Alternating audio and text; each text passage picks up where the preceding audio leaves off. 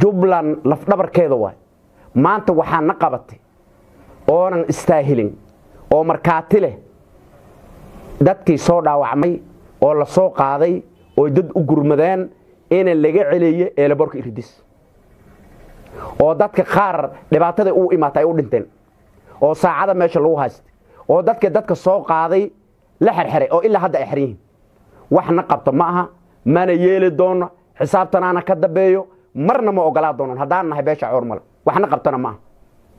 eelaboorkaas oo hadda dadka laga celinayo markii la asaasay oo meeshaas la baneynay amarna la weydiisay geela meesha deganay waxa la yiri geela dhinaca nooga rara halkaas bal eelaboor baa laga dhigaa dawladda Soomaaliya naga cusubtay ninka laga cusubay waa jooga wiilkiisa jooga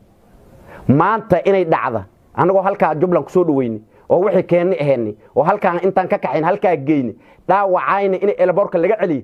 wallahi baan ku dhaartay hadii mas'uuliyadaas iide oo meesha ka dhacday aan emergency laga bixinin oo arrinta iide aan dib intii loo baahan cidi ka dambaysta laamba sharciyaan laga qaadan waxa way jawaabteeda maamulka meesha xukuumay oo Axmed Maxamed Islaamkiye yaa bixinaya wixii ka imaada mas'uuliyadaas Axmed isaga dush saarna waana qanaan ragga meesha ka celiyo dhaawaca dhibaatada keenay oo shudadaas keenay lagama hadlan waxaan intaas ku dareynaa Soomaalida ummadda Soomaaliyeed oo ummadda Nabi Maxamed waxaa daaqda nabad wiil baa ku dhasho colna wiil baa ku dhinto